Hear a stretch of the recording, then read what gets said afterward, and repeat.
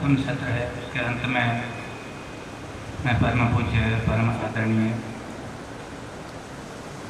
श्री मार्कंडेय संन्यासाश्रम के पीठाधीश्वर जी, इस कार्यक्रम के सूत्रधार स्वामी जी महाराज से अनुरोध करूँगा।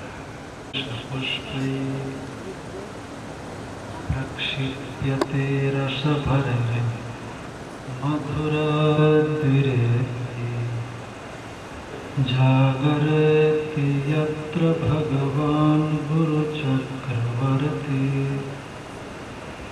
जागरति यत्र भगवान् गुरुचक्रवर्ती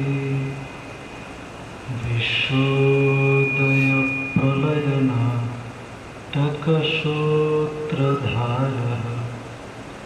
विश्वोदय प्रलयनाटकसूत्रधारः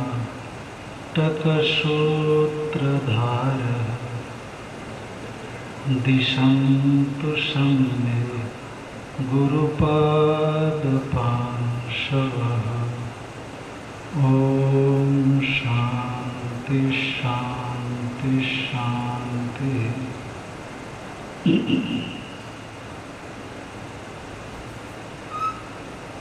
सर्वत्र विराजित भगवान ओंकारेश्वर ममलेश्वर मां नर्मदा, उनके स्वरूप को नमन करते हुए परम पूज्य प्रातः स्मरणीय ब्रह्मलीन महाराज श्री, उनके स्वरूप को नमन करते हुए परम पूज्य प्रातः स्मरणीय ब्रह्मलीन स्वामी कृष्णानंद जी महाराज, उनके स्वरूप को भी नमन करते हुए मंच पर विराजमान कैथल हरियाणा से पधारे हुए समादरणीय स्वामी जी, आपका अभिनंदन करते हुए परम पूज्य महामंडलेश्वर स्वामी श्री अभयानंद जी सरस्वती जी महाराज, वेदांत सत्संग आश्रम लखनऊ, आपको भी मैं प्रणाम करता हूँ। परम पूज्य महामंडलेश्वर स्वामी श्री विजयानंदपुर जी महाराज, आपको भी नमन करते हुए परम पूज्य महामंडलेश्वर स्वामी श्री दिव्यानंदपुर जी महाराज, साधना सदन, आपका भी मैं प्रणाम करता हूँ। एवं चंदन देव आश्रम ऋषिकेश से पधारे हुए परम पूज्य स्वामी श्री अखंडानंद जी महाराज,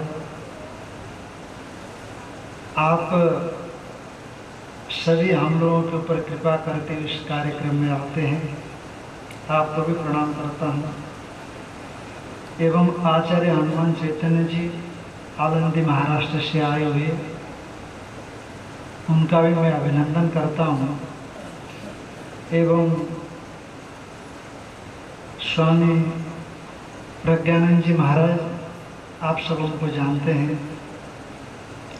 हमारे बीच समुपस्थित समादरणीय बाबा जी, हम सब में इस आश्रम में वो पुराने हैं, उनको मैं नमन करता हूँ।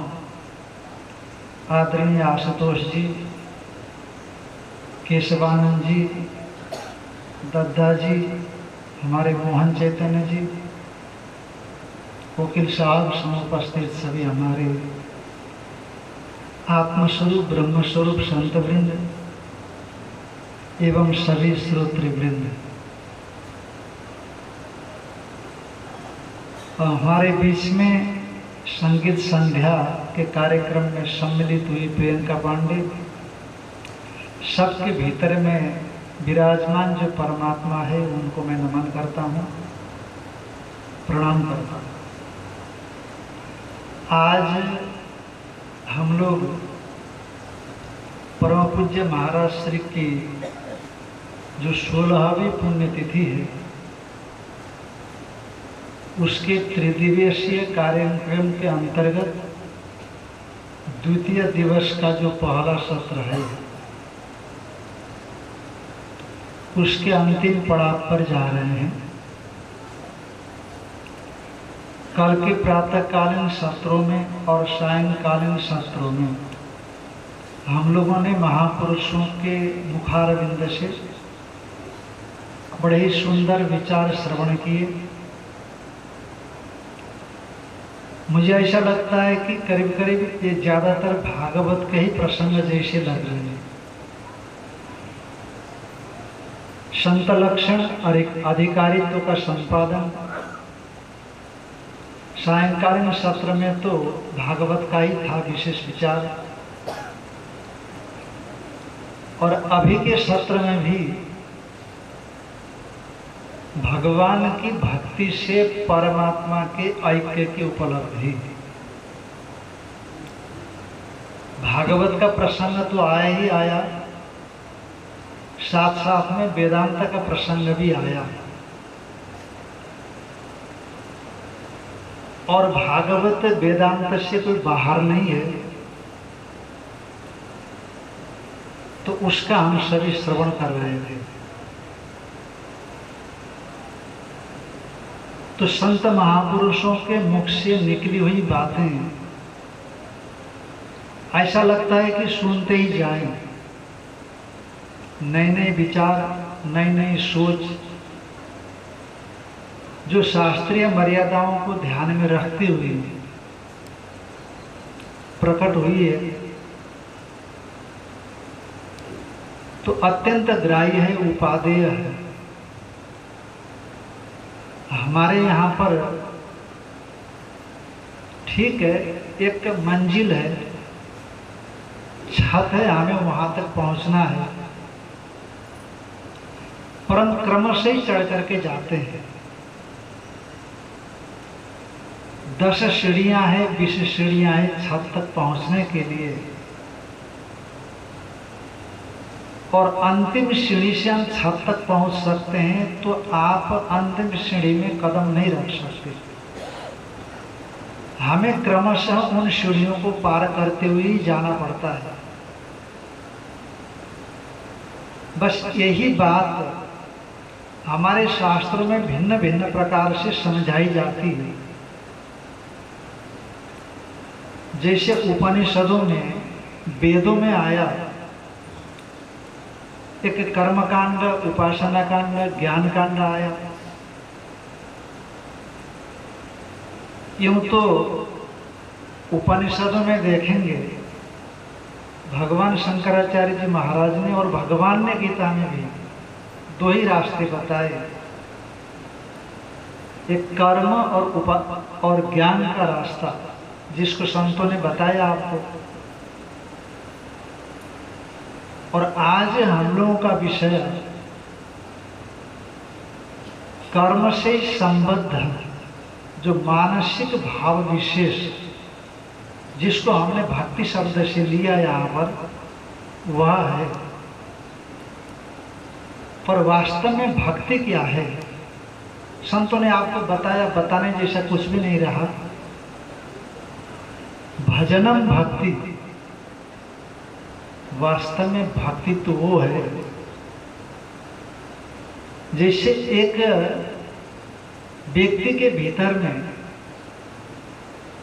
एक निरंतर ईश्वर से जुड़ाव का भाव बना रहे। जैसे कौन सी नदी है, उसमें से रेती हटा करके पानी निकालना पड़ता है, फाल्गु नदी या कोई नदी बोलते हैं,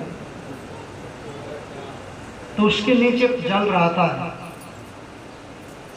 हमने ऐसा सुना है, सच्चाई तो आप लोगों को पता हो, कि समुद्र के अंदर, समुद्र बहता नहीं है। यदि समुद्र बहने लग जाए तो बड़ा आफत आ जाएगा, पर समुद्र के भीतर एक जल प्रवाह चलता रहता है, और एक सीमा के भीतर में जो ईश्वर की सृष्टि में विधान होगा। जैसे हमारे यहाँ पर एक सांख्य सिद्धांत है, वो लोग ऐसा मानते हैं कि जब महाप्रलय होता है तो प्रकृति सत्व रज तम तीनों अवस्थाओं में एक ही रूप से अवस्थित हो जाती है, तब भी भीतर भीतर परिणाम होता रहता है, पर विजातीय नहीं होता, सजातीय परिणाम होता है। जब विजातीय तत्वांतर परिणाम होता है तो सृष्टि हो जाती है, और जब तत्वांतर परिणाम नहीं होता है तो प्रलय ही रह जाता है। तो अंदर चलता रहता है, वो आपको चलाने की जरूरत नहीं पड़ती। मैं कभी कभी लोगों के बीच में बोलता हूं कि हम कभी यहाँ आने से पहले एक पति पत्नी हमारे पास आते थे, तो सोने को छोड़ करके वो महिला 6-7 घंटे को छोड़ करके और निरंतर भगवान के ध्यान भजन में ही जुड़ी रहती थी। तो पति कहता था कभी कभी बंद कर, कभी कभी आराम कर ले। तो पत्नी मेरे से कहती थी कि महाराज जी क्या छोड़ने से छूटता है? जैसे एक लोभी व्यक्ति निरंतर धन के विषय में चिंतन करता रहता है, एक माँ बाप बीमार संतान के विषय में जिसको डॉक्टर ने जवाब दे दिया हो, भगवान का नाम ले लो, तो सब कुछ भूल जाते हैं, तमाम अपनी बीमारियां भूल जाते हैं, अपने लाभ हानि भूल जाते हैं। तो अपने संतान का निरंतर चिंतन करते रहते हैं, क्या होगा क्या होगा, कैसे होगा। श्रीमद् भागवत महापुराण में आया है, जैसे जब गौएं जंगल जाती है और शाम के समय आती है सुबह जाकर के, तो बछड़े भूखे प्यासे अपनी माँ का चिंतन करते रहते हैं, और विदेश गए हुए पति का पत्नी चिंतन करती रहती है, और घोंसलों में बैठे हुए पक्षी अपनी माँ का चिंतन करते रहते हैं। और भगवान ने क्या सृष्टि की, बड़ा आश्चर्य की बात है, हमारे कमरे के बाहर खिड़की में वो शीशा हमने बंद कर दिया, खोलता था बंद रख दिया, तो किनारे में पक्षी ने घोंसला बनाया, और शीशा खोलो तो अंडे फूट जाएंगे, पक्षी के बच्चे हट जाएंगे। तो कितने दिन से देखता हूँ, 2-2 दिन तक वो पक्षी अंडे को और बच्चों को सेक करके बैठी रहती है। अभी अंडे से बच्चे निकले, तो हमने कहा क्या खाती होगी ये, तो वहां पर दलिया डाल दिया, पर वो नहीं खाई। वो बीच में शायद उसका नर उसका साथी नहीं होगा, तो वो दिन भर 2 दिन से सेकती रहती है अंडे को, बच्चों को, और बच्चों में थोड़ा थोड़ा सा पंख आने लगा, बाल आने लगे। 1-1.5 घंटे के लिए बाहर जाती है, पुनः आकर के बैठ जाती है। हमें लगता है कि जो 1-1.5 घंटे के लिए बाहर भी जाती होगी वो, पर उसका चिंतन, उसका चित्त यही रहता होगा। ये सांसारिकता है, ये मोह से सब कराया जा रहा है, स्वार्थ से नहीं। हम लोग स्वार्थ से निरंतर चिंतन करते हैं, स्वार्थ से हमें कराया जाता है, और पशु पक्षी मोह के माध्यम से करते रहते हैं। और उसमें ग्राह्य चीज एक ही है कि जो निरंतरता है चित्त की अपने संतान के प्रति, वैसे ही जो भक्त भगवान का होता है उसका भी मन का चिंतन का स्तर निरंतर ईश्वर के चरणों में रहता है। कभी जिन लोगों ने मंत्रों का अनुष्ठान किया होगा वो साधक जानते हैं इस चीज को, कि आप कुछ लंबे समय तक मंत्रों का अनुष्ठान किए हैं और दिन में कई घंटे किए हैं, तो आप जब उठ करके बाहर लोगों से बात करते हैं तब भी आपके अंदर मंत्र चलता ही रहता है। पहले ऐसा नहीं मालूम पड़ता था, पर आप बात भी कर रहे हो और मंत्र भी चालू रहता है। जब आप सो करके उठते हो तो सो करके और सोते समय तो भगवान जाने, पर उठते समय मंत्र चालू रहता है। तो ऐसा लगता है कि सोते समय भी मंत्र चालू था। तो वैसे ही जिस साधक ने अपने आप को साधकत्व पर उपलब्ध कराने के लिए प्रयास किया, प्रयास तो करना ही पड़ता, उसके बिना किसी का नहीं होता। संतों ने आपसे कहा कि प्रयास किए बिना किसी के लिए संभव ही नहीं है। ये अंतर्भाव इस प्रकार का आना और निरंतर हमारे अंदर परमेश्वर की अविस्मृति होना, विस्मृति तुरंत हो जाती है पर विस्मरण न हो और निरंतर स्मृति बनी रहे, उसके लिए जब तक आप तपस्या नहीं करते, जब तक प्रयास नहीं करते, जब तक ईश्वर की प्रार्थना नहीं करते, तब तक ऐसी स्थिति उपलब्ध नहीं होती। भगवान कृष्ण क्या कहते हैं? मन मना भव मद भक्तो मद्याजी माम नमस्कुरु। और इतने हो तो फिर मामे वैशेष्य, मेरे में ही मन को लगाओ। मयेव मना आधत्सो मयि बुद्धिम निवेशया। इतना, ये बहुत आगे की बात हो गई, इतना हम नहीं कर सकते हैं तो कम से कम उसके नीचे के साधन जो भी हम कर रहे हैं उनका संबंध परमेश्वर के साथ करते हुए करने का प्रयास करें, तो निश्चित तौर पर समय आने के बाद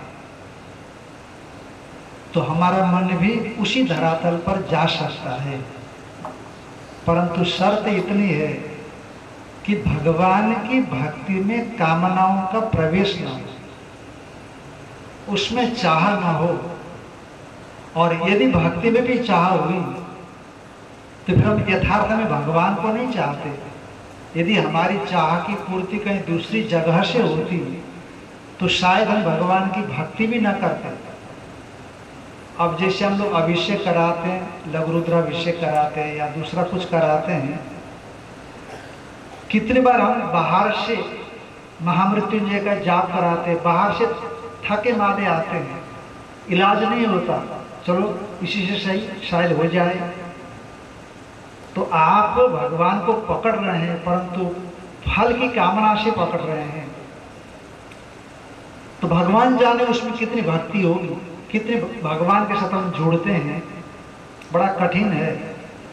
क्योंकि हमारी भक्ति के भीतर में जो थोड़ी बहुत अंकुरित है, बीज दशा में है, वो कहाँ से कामना घुस जाती है पता भी नहीं होता। महाराज श्री सुनाया करते थे, आप लोगों ने बहुत बार सुना है, महादेव को जल चढ़ाने के लिए चले जाते हैं और महादेव की पिंडी गीली नहीं होती, बीच में कामना आ जाती है, महादेव पर जल ही नहीं चढ़ता और हमारी कामना के ऊपर जल चढ़ता है, तो कामनाओं की पूर्ति होती है, कामनाओं को पोषण मिलता है, परंतु मन में भगवान की भक्ति बढ़ती नहीं है।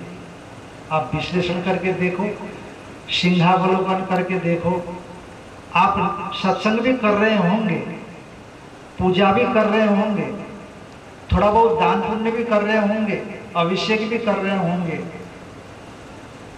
पर मन में कितने बदलाव आए, भगवान के प्रति हमारा झुकाव कितना बढ़ा। अरे इतने बूढ़े होने जा रहे हैं, बूढ़े हो गए तो भगवान के प्रति हमारे मन का कितना हिस्सा जुड़ गया है। यदि नहीं जुड़ा है तो कहीं ना कहीं धोखा हुआ, नहीं जुड़ा है तो हमने जिस ढंग से किया वो करने का ढंग गलत हो गया, करने के ढंग में बदलाव लाने की जरूरत है। तो कमी कहाँ रह गई, और इस कमी को आपसे बेहतर कोई दूसरा नहीं समझ सकता। और कमी को जब समझेंगे हम, तभी कमी को उसमें से निकालेंगे। भगवान की जो भक्ति करते हैं थोड़ी बहुत, तो उसमें जो कमियां घुसी हुई है, उसमें प्रवेश पा गई है, उनको जैसे निकाल देते हैं तो भक्ति शुद्ध होने लग जाती है, भक्ति भगवान को पकड़ने लग जाती है। भक्ति तो वो एक रस्सी है भगवान और भक्तों के बीच की, जो जोड़ देती है, पर कामना भगवान से हमको अलग कर देती है, भक्ति से भगवान को दूर कर देती है। इसलिए हम लोगों का प्रयास यही रहना चाहिए कि किस प्रकार से भी अहैतु की भक्ति होनी चाहिए। उस भक्ति में कोई भी कारण प्रवेश नहीं होना चाहिए, इस कारण से मैं भक्ति कर रहा हूँ। बस यदि कारण प्रवेश करता है तो सिर्फ और सिर्फ भगवान की चाह रख करके भक्ति कर लेनी चाहिए। ये तब होगा जिसे आपने महापुरुषों से सुना कि तदर्पिता खिला चरिता तद विस्मरण परम व्याकुलता। जो भी हमारी गतिविधियां होती है, जो भी हमारे क्रियाकलाप होते हैं, चाहे जप हो, तप हो, ध्यान हो, भजन हो, चिंतन हो, अन्य प्रक्रियाएं हो, लौकिक क्रियाएं भी हो, यद्यत कर्म करोमि तत्तदखिलम शंभो तव आराधनम। जो मैं कर्म करता हूँ, संपूर्ण कर्म करता हूँ, शंभो आपकी आराधना बन जाए। तो इस प्रकार का भाव जो हमारे भीतर में आने लगेगा, तभी यथार्थ में हमारी भक्ति का रुख भगवान की ओर, मुख भगवान की ओर होता है। क्योंकि भक्ति आपके मन से हो रही है। कोई भक्ति किसी क्रिया, बाह्य क्रियाकलाप का नाम बहुत ज्यादा भक्ति नहीं है। बाहर तो क्रियाकलाप, फूल ले लो, ये ले लो, जब तक हमारे मन में वो भाव पैदा ना हो।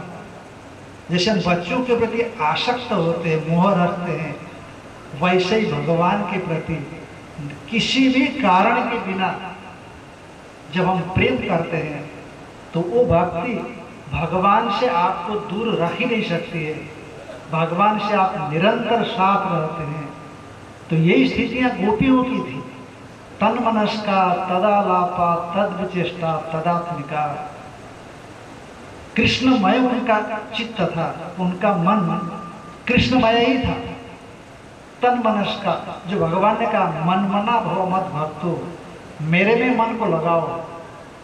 यादो हले बहनने मथनो फले पर, क्या उनका भावना थी, क्या उनका उदात्त मन था। एक भक्त के हृदय से आप देखेंगे गोपियों को तो बड़ा आश्चर्य लगता है। कोई भी क्रियाकलाप उनकी ऐसी नहीं थी जिसमें कृष्ण का प्रवेश न हो। का गायन चैन मनोरक्त ध्योश्रु कंठ्यो, सब कुछ करती थी, बच्चों को भी देखती थी, घर का काम भी करती थी। हाँ, ओखल में धान यानी अनाज इत्यादि कुटाई भी कर लेती थी, लिपाई भी कर लेती थी, बच्चों को झूला झुलाती थी। जो भी घर का काम हम लोग करते वो भी वही करती थी।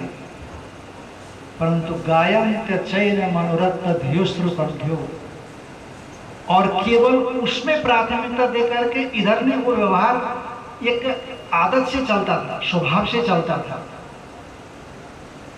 पर एनम गायन थी, कृष्ण का गान करती रहती थी और बड़ी भावना के साथ।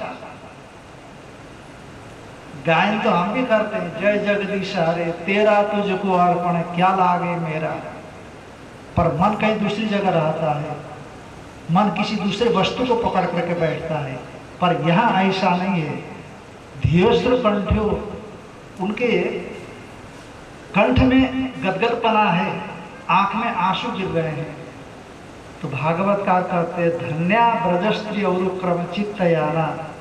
वो ब्रज की स्त्रियां कितनी धन्य है जो निरंतर उरुक्रम में ही चित्त को लगाई हुई है। तो जब तक इस प्रकार से भगवान की भक्ति नहीं कर सकते, हम अपेक्षा कर रहे थे स्वामी जी महाराज कुछ आगे बढ़ेंगे, तो पर समय का अभाव से नहीं बढ़ पाए, मुझे लगता है ऐसा। तो भगवान की भक्ति कैसे हो, तो नारद भक्ति सूत्र में ये चीज अच्छी दी है कि विषय त्यागा संग त्यागा देवा। विषय का त्याग हो जितना हो सके,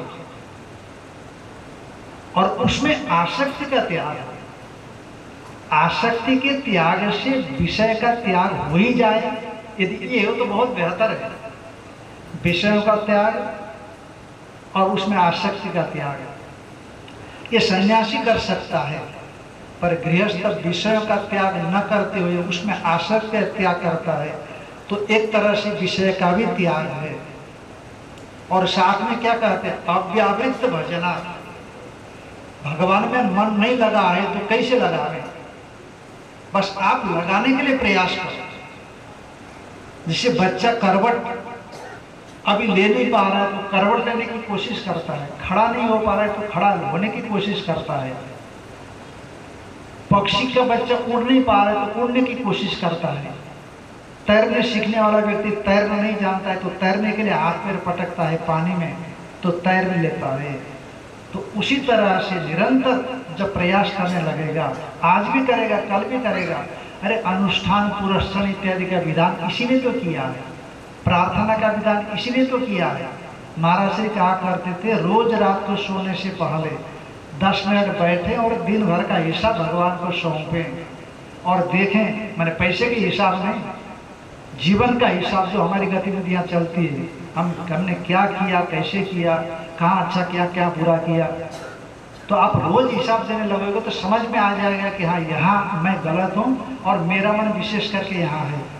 तो आपको अपने दोष समझ में आने लग गए तो उन दोषों को छोड़ने के लिए क्या उपाय हो सकता है, तो उन उपायों को हम ढूंढते हैं, तब जाकर के जीवन में बदलाव आता है। बच्चा एक क्लास से लेकर के आगे तक उच्च शिक्षा हासिल करता है तो निरंतर के प्रयास से हासिल करता है। तो उसी तरह से भक्त भी, किसी को अनायास भक्ति प्राप्त नहीं हो जाती है। न प्रहलाद को हुई, हाँ, न जो है मीराबाई को हुई होगी, जन्म जन्म की साधना रही होगी, तभी जाकर के उनको इस प्रकार की स्थिति प्राप्त हो गई। और इसलिए हम लोग भी धैर्य के साथ जब प्रयास करेंगे तो निश्चित तौर पर वो स्थिति हमारी प्राप्त होगी। जब सचमुच हम भगवान के भक्त बन जाते हैं तो भगवान की प्रतिज्ञा है, ददामि बुद्धियोगम तम येन माम उपयान्ति ते। अरे सब कुछ तैयार है। जैसे हम लोग एक कहानी सुनाते हैं कि 10 मित्र लोग पैसा कमाने के लिए कहीं जा रहे थे तो नदी पार की, नदी में बाढ़ आई थी तो उस पार गए, सभी तैरने जानते थे और गिनने लगे तो स्वयं को व्यक्ति गिनना भूल जाता है। तो हरेक ने गिना 9, हरेक ने गिना 9 और बैठ करके रोने लगे। कहा कि एक खो गया, कौन है? एक संत पहुंचे, कहा क्या काहे रो रहे हो? तो उन्होंने कहा कि महाराज हम लोग 10 लोग नदी पार किए थे पर एक व्यक्ति खो गया, समझ में नहीं आया कौन है। कहा गिनो। जब गिनना आया तो एक व्यक्ति गिनने लगा, दूसरा गिनने लगा, तो 100 को गिनते नहीं थे अपने आप को। तो संत ने डंडा उठाया और सिर में ठोकर मारी, 10मस्तोमसि, 10वां तू है। अब बताओ, 9 तक तो गिन करके तैयार बैठे थे ना, 9 तक तो गिनती हो गई थी। हाँ, 9 तक गिनती होनी है और 10मस्तोमसि बोल देते तो शायद मुश्किल होता। सबको ध्यान में आया पक्का कि मैं 9, सब 9 हो गए हैं और केवल एक नहीं मिला है।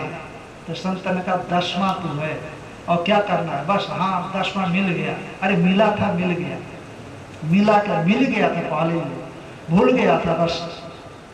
तो उसी तरह से जब भक्ति के माध्यम से, कर्मों के माध्यम से, ध्यान के माध्यम से, हमारे तमाम तरह के साधन योग के माध्यम से जब हमारा जो मन का ढांचा बिल्कुल तैयार हो जाता है, योग्य बन जाता है, तो वहाँ योग्य गुरु आकर के 10वां तू है के समान जैसे उपदेश देता है उसको ज्यादा समय नहीं लगता है।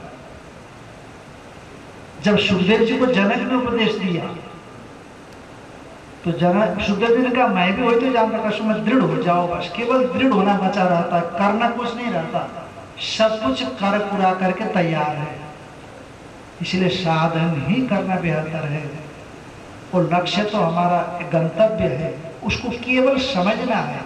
पर समझदारी तब तक हमारे चित्त में नहीं आएगी जब तक हम भक्ति, सेवा इत्यादि जो साधन पक्ष होता है उसको ठीक ढंग से नहीं करेंगे। यदि उस समझदारी चित्त में सही ढंग से आ जावे तो फिर थोड़ा सा उपदेश, थोड़ा सा चिंतन तुरंत आपको ऐक्य का बोध हो जाता है। इसलिए भक्ति साधन हमारे जीवन में बहुत महत्वपूर्ण है और वही हमारे जीवन को एकता की ओर, परमेश्वर के साथ ऐक्य की ओर बढ़ा सकता है।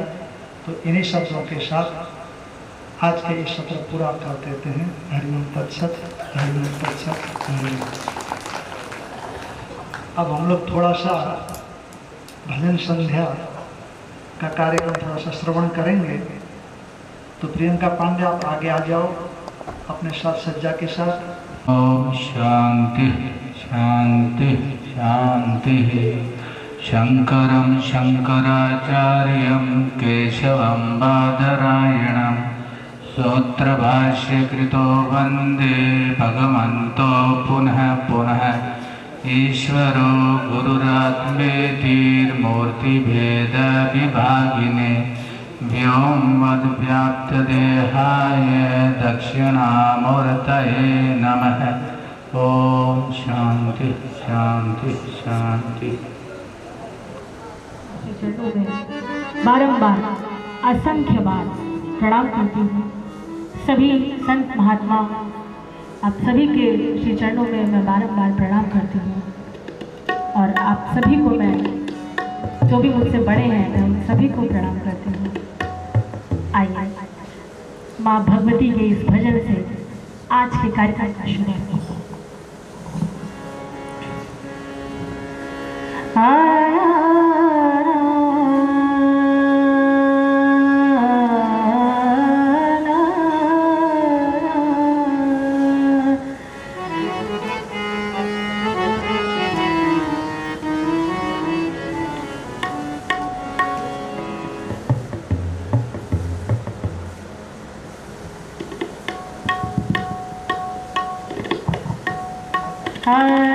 जगत जननी भवतारिणी मोहिनी तु नव दुर्गा।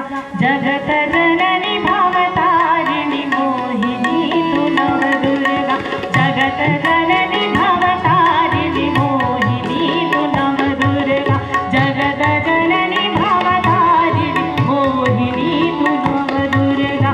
तू भवानी महाकाली तू भवानी महाकाली तू शिवानी मंगला। जगत जननी भवतारिणी मोहिनी तु नव दुर्गा। जगत जननी भवतारिणी मोहिनी तु नव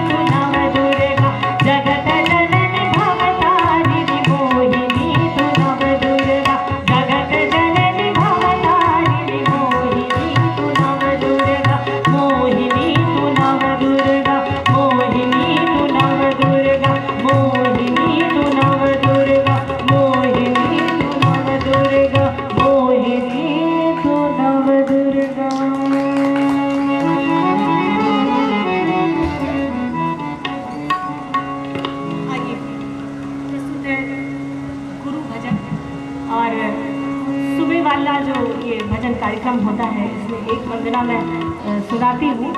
कल कुछ लोगों का कहना था कि लागी लगन गुरु चरणन की जो मैंने सुनाया था बहुत अच्छी लगी आप लोगों को, तो उसको दोहराया जाए। लेकिन आज मैं एक और वंदना सुनाऊंगी और कल क्योंकि अंतिम दिन है तो कल जो सुबह भी एक गुरु वंदना सुनाऊंगी और शाम को जाते जाते उस वंदना को मैं सुना के जाएंगे। तो आइए प्रसिद्ध है गुरु वंदना। कबीरदास जी का एक दोहा याद आता है कि भूखा दरिद्र कौनो नाही, भूखा दरिद्र कौनो नाही, सबकी गठरी लाल। यानी कि ईश्वर ने देने में कहीं से कोई कमी नहीं छोड़ी। और गांठी ख्वाले आवत नाही, गांठी ख्वाले आवत नाही, बन बैठे कंगाल। तो जो वो गांठी खोलने का कार्य है वो आप कर भी नहीं सकते, वो गांठी खोलने का ही कार्य गुरु करते हैं।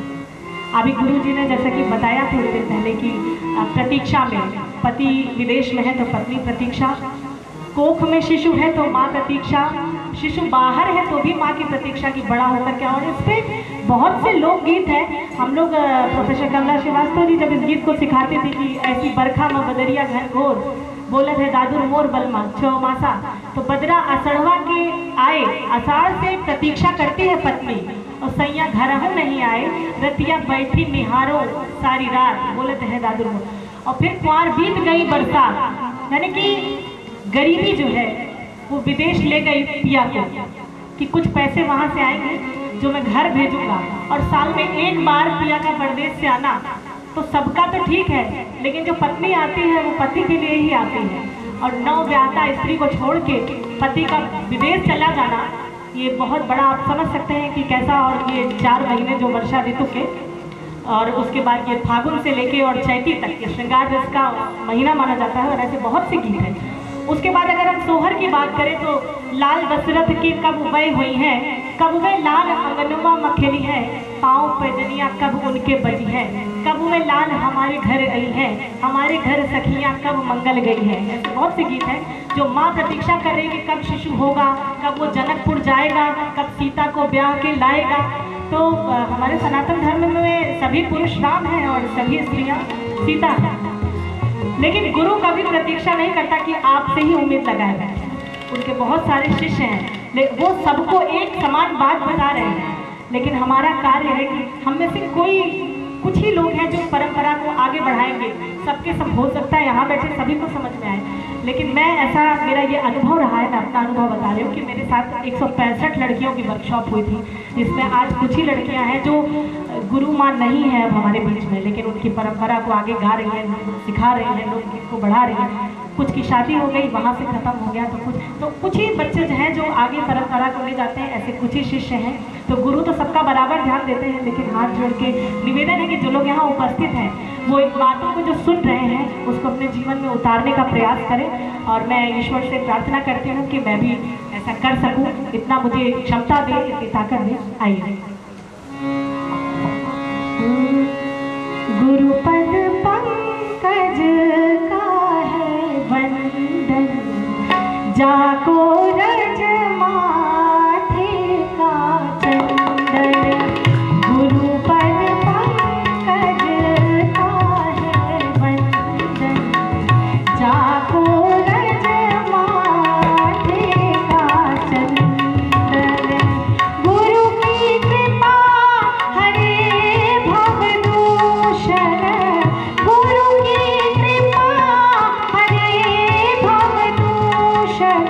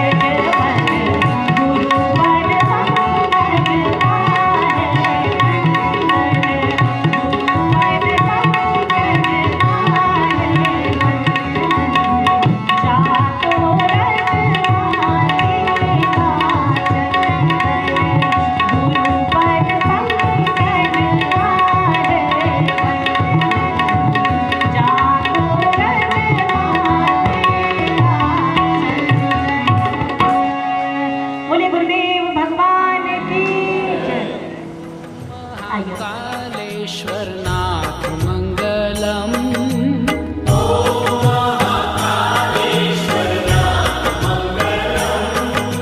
ओम महाकालेश्वरनाथ मंगलम।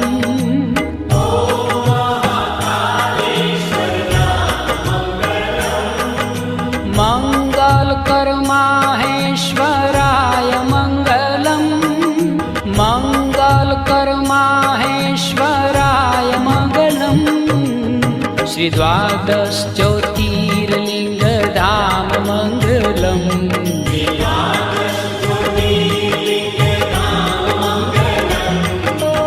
त्रिपुरहर त्रिलोकी आधार मंगलम। त्रिपुरहर त्रिलोकी आधार मंगलम। ओम महाकालेश्वरनाथ मंगलम।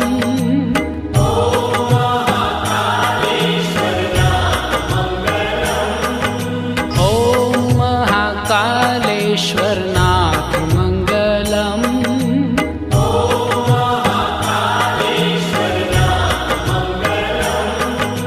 मंगलकर माहेश्वराय मंगलम। मंगलकर माहेश्वराय मंगलम। श्री द्वादश ज्योतिर्लिंग धाम मंगलम।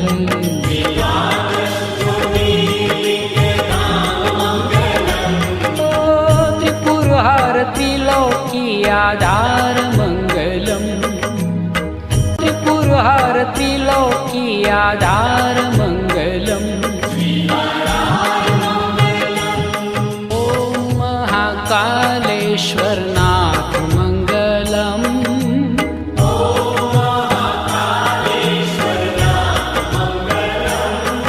ओम महाकालेश्वरनाथ मंगलम।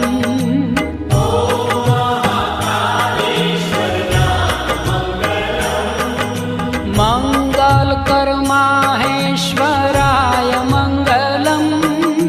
मंगलकर माहेश्वराय मंगलम। श्री द्वादश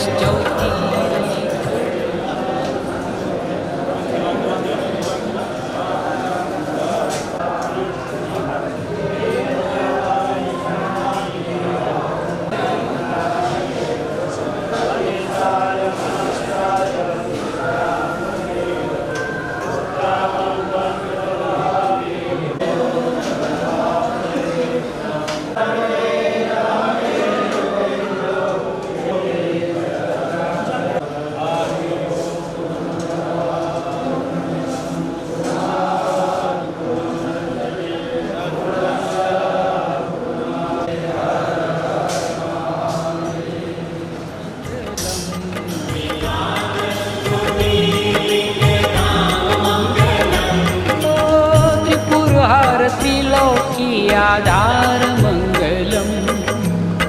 त्रिपुरहर त्रिलोकी आधार मंगलम।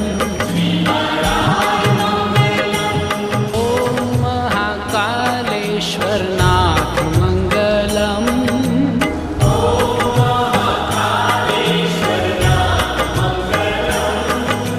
ओम महाकालेश्वरनाथ मंगलम।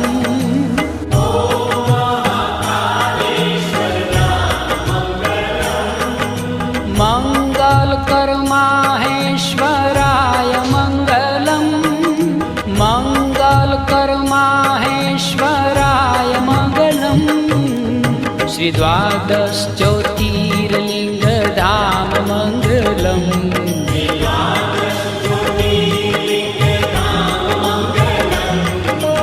त्रिपुरहर त्रिलोकी आधार मंगलम। त्रिपुरहर त्रिलोकी आधार